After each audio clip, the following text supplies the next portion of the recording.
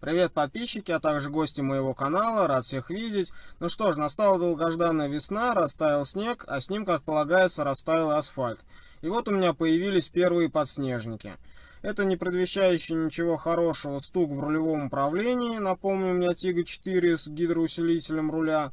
И второй инцидент у меня произошел во дворах, когда я двигался в поисках парковочного места потихонечку, и когда я его увидел, решил подъехать побыстрее, нажал на педаль газа, а автомобиль попросту отказался ехать. То есть двигатель набирал обороты, машина ревела, гудела, а скорость движения при этом абсолютно не увеличивалась.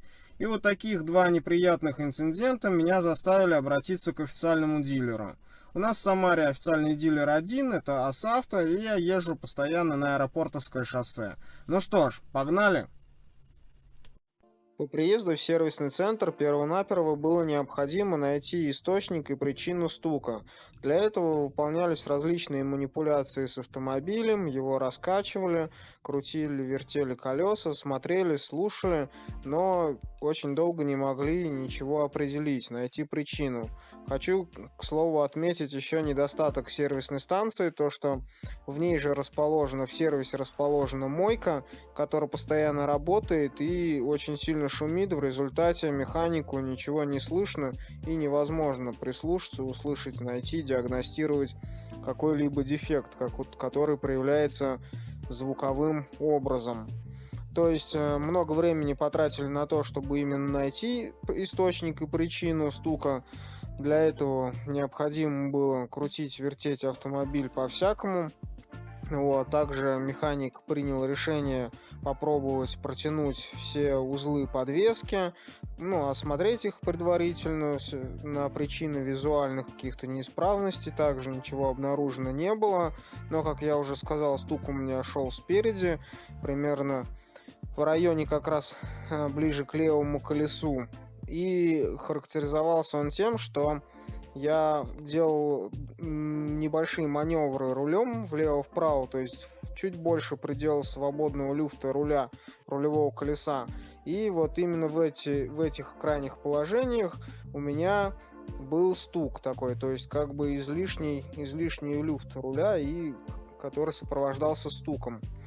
Вот, как я уже сказал, механик осмотрел все визуально, потом решил протянуть узлы подвески, узлы крепления, силовые элементы, то есть протянул еще раз их все ключом, все прошел, осмотрел, но причину стука так и не установил, как, собственно говоря, и можно даже сказать, что не услышал сам стук.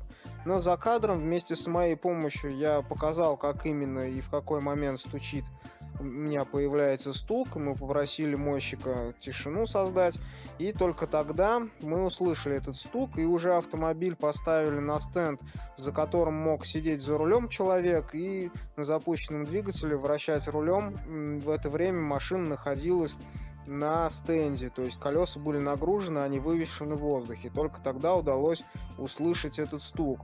То есть когда машина висит в воздухе и колеса свободно разгружены, этот стук невозможно услышать. Но дальше оставалось заказать, точнее, приговорили у меня рулевую рейку к замене, потому что стук шел как раз именно из нее, от левой рулевой тяги, выходящей из рулевой рейки. Именно вот с левой стороны рулевой рейки шел стук. Удалось это выяснить. Ее приговорили к замене и составили заказ на ряд, заявку на новую рейку. Но вот вы видите уже новую рейку, которая, кстати, не заставила себя долго ждать, вопреки моим скептическим настроям, потому что часто слышал от людей на китайские автомобили то, что есть сложности с запчастями, долго они идут, люди ждут, машина стоит там или на подменном автомобиле приходится ездить. Но у меня не прошло недели, как мне позвонили, сказали, что рейка пришла и можно приезжать на ее замену. Ну вот я и приехал на замену, и не упускаю возможности заглянуть под автомобиль свой, осмотреть, в каком состоянии у меня подвеска, узлы, потому что, как я уже выразился, вместе со снегом у нас весной тает и асфальт, поэтому от кочек, ям, колдобин никуда не деться, и иногда их, как бы не хотелось, ловишь. Вот, и поэтому я не упускаю возможности осмотреть своими глазами автомобиль, что я и делаю обычно всегда, даже при плановом обслуживании, потому что одна голова хорошо, одни глаза хорошо, а две пары глаз все-таки лучше, и что-то можно увидеть и самому, как это произошло с трубкой гидроусилителя того же самого, злополучного немножко. Потому что именно на других всех комплектациях, а по-моему сейчас и на комплектации Техно уже идет также электроусилитель руля. То есть ГУРа, гидроусилителя уже не осталось ни на одной из комплектаций, да и, наверное, всех моделях Черри уже нету ГУРа. Сейчас полным ходом идет демонтаж старой рейки. Хитрость в том, что сначала ослабляется подрамник, то есть ослабляются все узлы, которые рычаги также передние, чтобы освободить пространство. Потом откручивается сама рейка, она, по-моему, к подрамнику прикручивается и высовывается в правую часть, в нишу правого переднего колеса, а только потом высовывается назад из подкапотного пространства. Вот в таком состоянии поставляется новая рейка, она со всеми уже наконечниками идет. Единственное, на ней нету вот этих таких защитных термоэкранов, которые защищают рулевую рейку от излишней температуры, от излишнего нагрева. Поэтому сейчас механик в данный момент откручивает эти защитные экраны со старой рейки и прикрутит их на новую. То есть, естественно, перед этим отсоединилась рулевая колонка от рейки старой, слилась жидкость ГУР, слили жидкость ГУР, и после этого произвели демонтаж. Как я уже сказал, для этого ослабили болты крепления подрамника, рычагов, все, что мешало освободить старую рулевую рейку. Вот. Далее, чем все-таки мне нравится обслуживание у официальных дилеров, так то, что это здесь везде дунут, смажут, помоют, капнут, протрут, сделают все, что надо, чтобы автомобиль выглядел должным образом и обслуживание было должным образом. Конечно, может быть, не все официальные дилеры так добросовестно относятся к обслуживанию автомобилей своих клиентов, но вот на своего дилера в Самаре я в этом плане не жалуюсь, и он мне нравится. А Савто в этом плане молодцы. Так, новая рейка, значит, устанавливается ровно в противоположном порядке, то есть сначала она заводится из центральной части моторного отсека, выводится в правую подколесную арку, в арку переднего колеса, и только потом доворачивается, разворачивается поперек автомобиля и просовывается дальше в сторону левого колеса. Вот такая вот хитрость в демонтаже и монтаже рулевой рейки. Может быть, кто-то будет это делать самостоятельно или в каком-то другом сервисе неофициального дилера. Имейте в виду, что вот есть такая хитрость, чтобы избежать что-либо повредить, если будете делать это самостоятельно или не у официального дилера. Ну, значит, сборка дальше узлов, агрегатов и установка рулевой рейки примерно в обратном порядке, то есть она прикручивается к подрамнику, дальше все узлы протягиваются, которые ослаблялись для демонтажа и установки. Вот такой процесс. Вот она, старая рейка, предательница, зараза, которая предала меня спустя 12,5 тысяч километров пройденных мной, и причем довольно-таки бережной эксплуатации.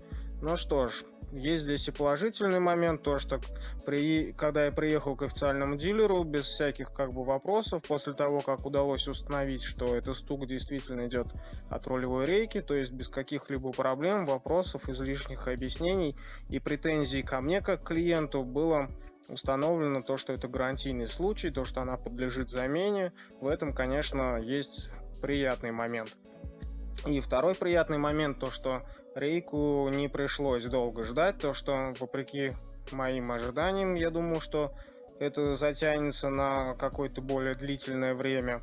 Но это ожидание мое длилось совершенно недолго, и вот я уже в сервисе на замене той самой рейки. Дальше, что можно еще сказать? То, что новая рейка, она поставляется полностью комплектная, в принципе, это тоже приятно. То, что все наконечники, все новое у меня будет стоять, все абсолютно новое. Вот она, навехонькая, родненькая речка новая появилась у меня на машине. И по времени это тоже, в принципе, занимает не так уж много времени. Я думаю, что я задержусь дольше в сервисе, но на все про все, наверное, у меня прошло всего 3,5 часа где-то. То есть вот механик сейчас протягивает, затягивает все узлы, которые он ослаблял, болты, какие он откручивал для того, чтобы поменять рейку. И после этого уже можно будет приступать к установке на место колес.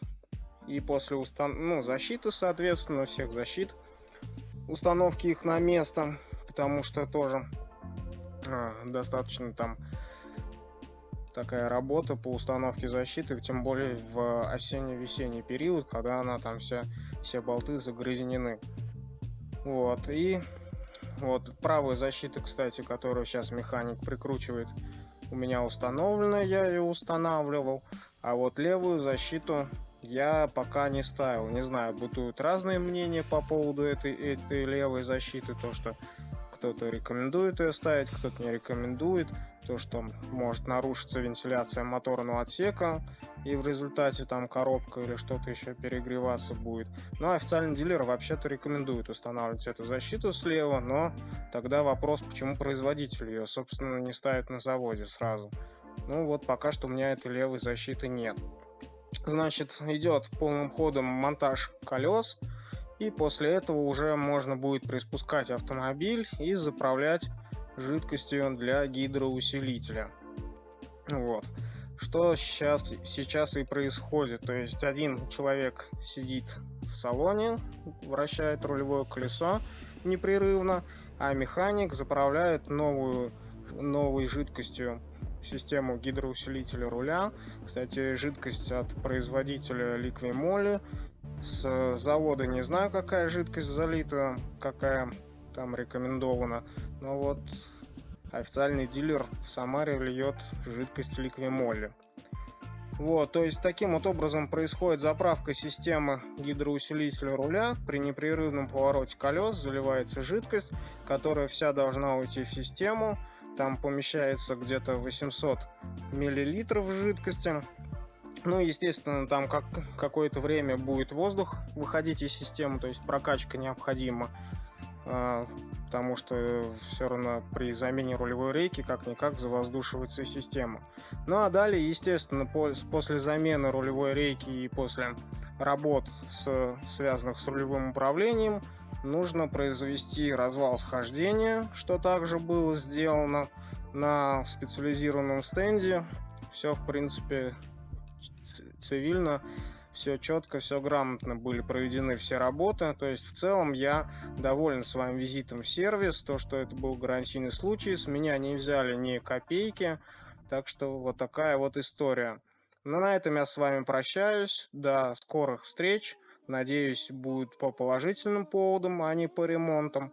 Поэтому всем, кому было интересно, то подписывайтесь на мой канал, пишите свои мнения в комментариях, может быть, какие-то свои ситуации, гарантийные или не гарантийные случаи, связанные с вашим автомобилем. Вот. Ну, а я буду продолжать наслаждаться ездой на своем автомобиле и, надеюсь, она не будет мне приносить больше каких-то сюрпризов. Ну вот, всем пока, спасибо за просмотр.